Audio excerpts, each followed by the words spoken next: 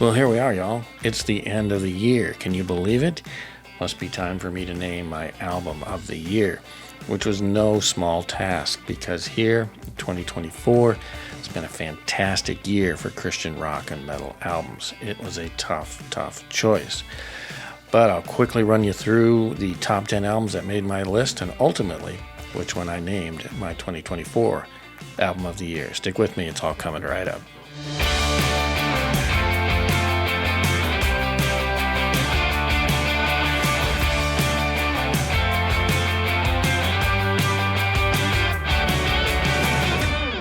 Hey there, y'all. Welcome back to another Tim Talks Christian Rock. Tim Risto here. Hope you are having a great day, and may God bless your day going forward from here. Thanks so much for joining me today for this video. Today is my 2024 album of the year.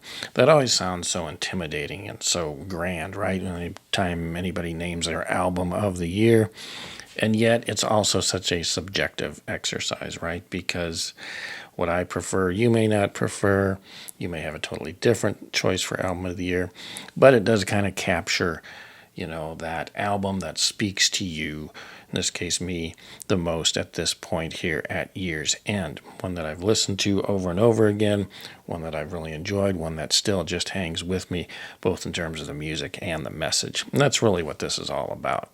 I'm going to go ahead and run through the top 10 that are on my list and ultimately name the one that has made it as album of the year. But again, there's so many good ones this year. Just to highlight one seems always a little bit disingenuous because there's so many great ones. But it's more so just that reflection of what is hitting me at this point in the year.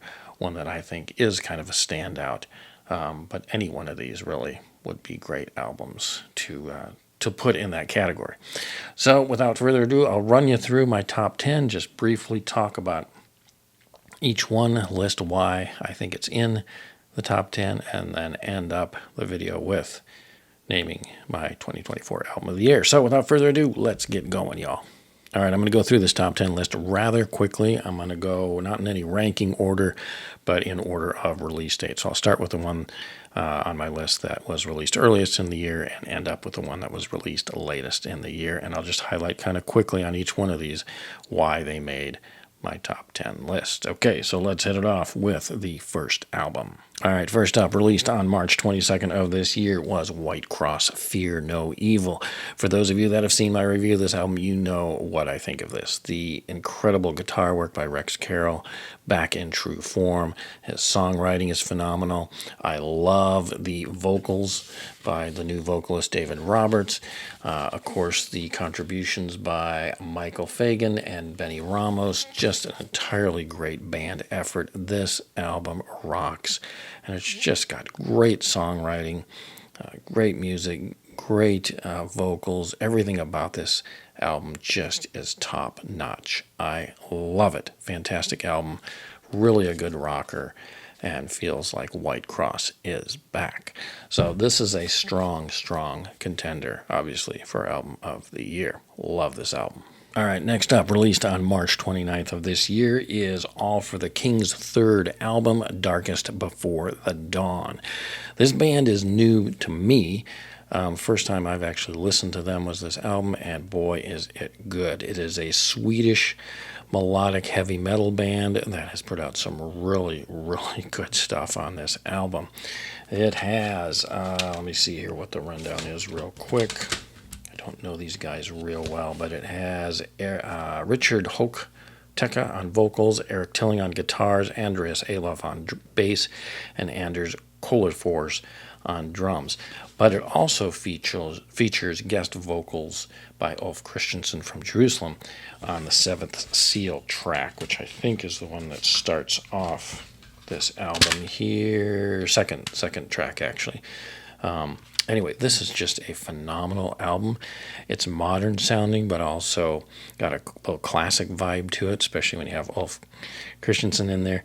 But it's also just very fresh. There's something fresh sounding about this album. I love it. I haven't absorbed this album nearly enough, but it struck me so much that I had to put this on the top 10 list. This is a great melodic heavy metal album. You can't go wrong with All for the King, and I look forward to getting to know their back catalog as well. All right, up next is the great album from Dale Thompson and the Boondogs, their third album, Unfinished Business.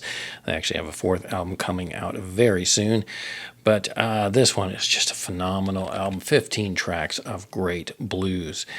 Dale Thompson, who saw my review of this, just recently commented and kind of let me know a little bit more about his influences for vocal stylings and blues stylings for this album.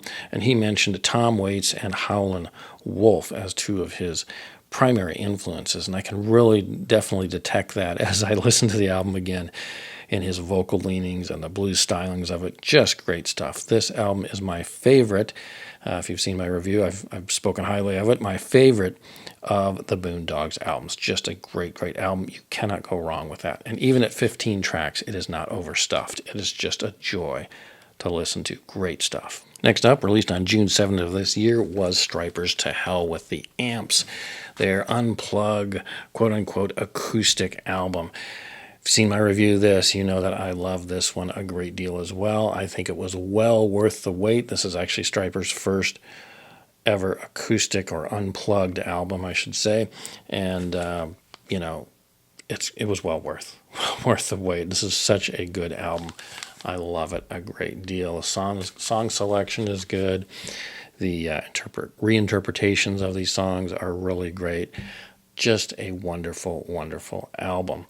I don't know, just Michael's vocal stylings on it sound really good. I like the register that he sings this stuff in here, a little different from, the more rock-leaning albums that Stryper's done. So just a joy to listen to. Great album. All right, back on July 1st of this year came out Motivic's sophomore album, Renouncement. I did a full review on this one. This is just such a great album of kind of thrash-leaning, speed metal, a variety of different rock styles in here too, hard rock styles, very modern sounding, great mix of music styles and variety of songwriting, rich in lyrical writing and spiritual writing. This is really a great album. Another super strong contender for Album of the Year. I love it from the cover art. I love the work by Courtney Simmons and Ryan Roebuck on here. Phenomenal stuff. I loved their first album. This one just took things, I think, to a whole nother level. Great album. It's not getting enough attention, I think.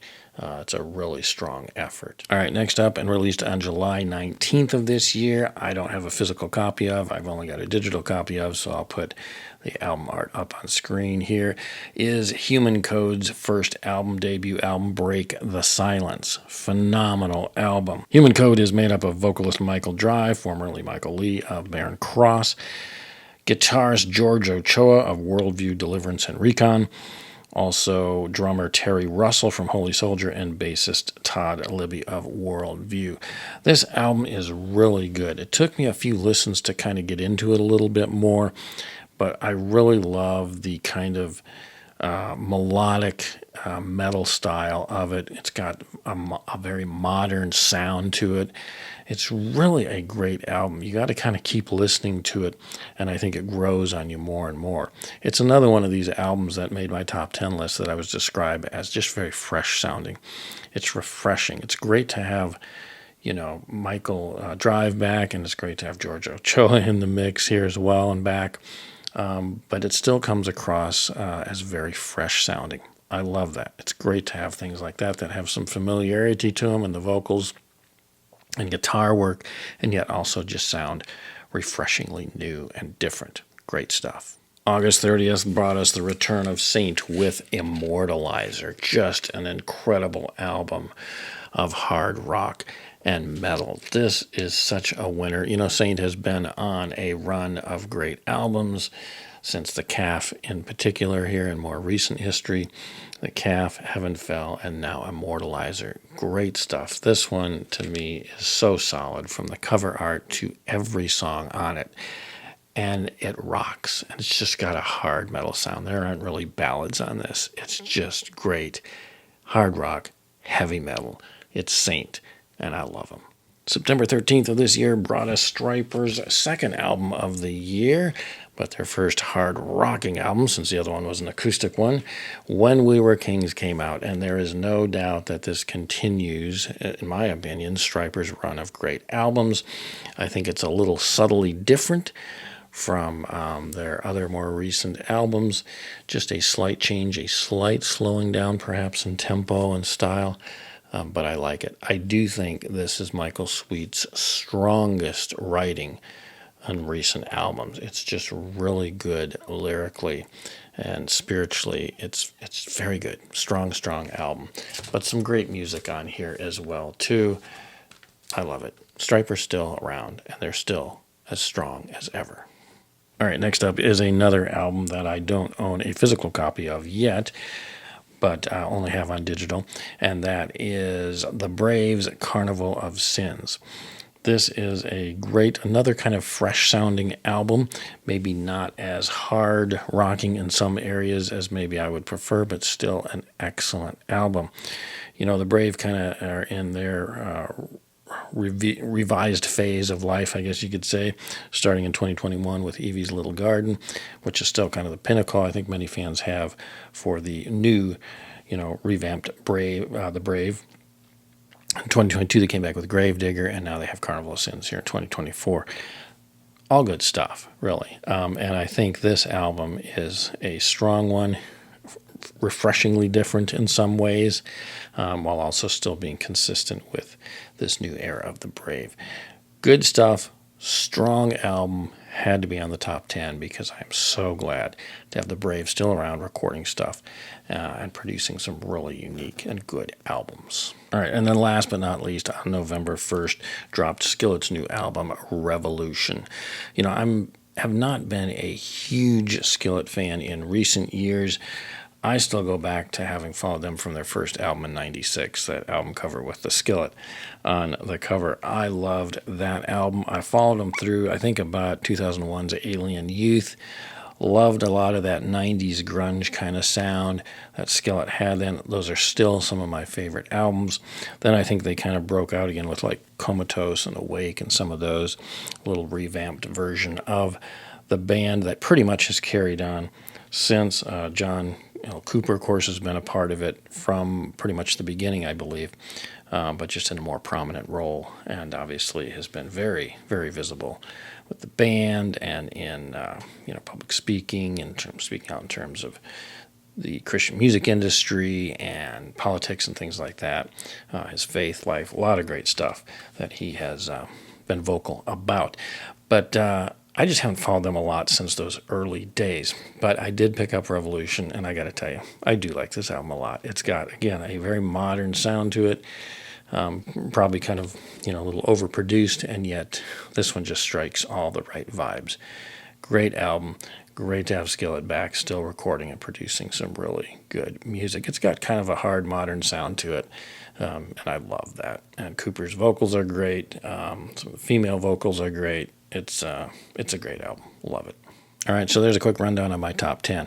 Before I announce my album of the year, let me just list off a few quick titles of ones that also kind of are honorable mentions, I guess you could say, which include Harpazo, I think that's how it's pronounced, The Crucible album, which is just a really great kind of concept, dramatic storytelling kind of rock opera, I guess you could say. It's really well done. Love that album. That came very close to being in the top 10. Leviticus has their new album out that came out October 25th. I'm really not putting that in because it's the Swedish version of the album. I know there's an English version coming here in the next year, so it'll probably make my top 10 list next year. But I will at least mention that. They do have one out. Van Zandt, Always Look Up, came out on November 22nd. More of a mellow kind of praise and worshipy album, although there are some southern rock and country vibes to it. That it's a really good album. I do like that one too. Within Silence, The Eclipse of Worlds, very good album. I've had a chance to listen to that a couple times. I like that one too. It's kind of unique. Millennial Rain, World on Fire was good. And Pelletieri has a new one, War Machine, out. I've only heard a little bit of that so far. I like it. That probably deserves an honorable mention. They're always putting out good stuff. Neil Morse, The Restoration, Joseph Part 2, came out earlier this year. I've heard a little bit of that. Really like the sound and vibes of that. I think that deserves an honorable mention as well. So those are some of the other ones that were kind of in the background for possible contending, although some of them I didn't get to listen to real thoroughly, but they're ones that struck me as, hey, these could quite possibly make the list. All right, with all that said, what is my album of the year? Well, I got to tell y'all, it's been a real toss-up between these two albums right here, Saint Immortalizer and White Cross's Fear No Evil. Tough choice. I ultimately had to go with Saint Immortalizer, even though I love Fear No Evil so much too. Fear No Evil is definitely the backup or the second place one, but Saint Immortalizer is just such a great heavy metal hard rock album. The songs are so well written. This band is just firing on all pistons. Again, being the third album from this particular lineup of the band, and mainly with the vocalist who is new. This lineup's been together for at least an album before this too, minus the vocalist. But again, this album is just so good. Saint continues to put out some really great music, and Immortalizer, it's the one. It's just the one that reaches me in terms of the lyrics. There's a lot of depth to a number of the songs in terms of the lyrical and spiritual content. The music is just good. It's hard rock in some cases, but heavy metal on many of the tracks. Just rich sounding music. I can always put this one on and just trust I'm going to have a great time listening to it. This is definitely my album of the year, Saint Immortalizer. Can't go wrong with it.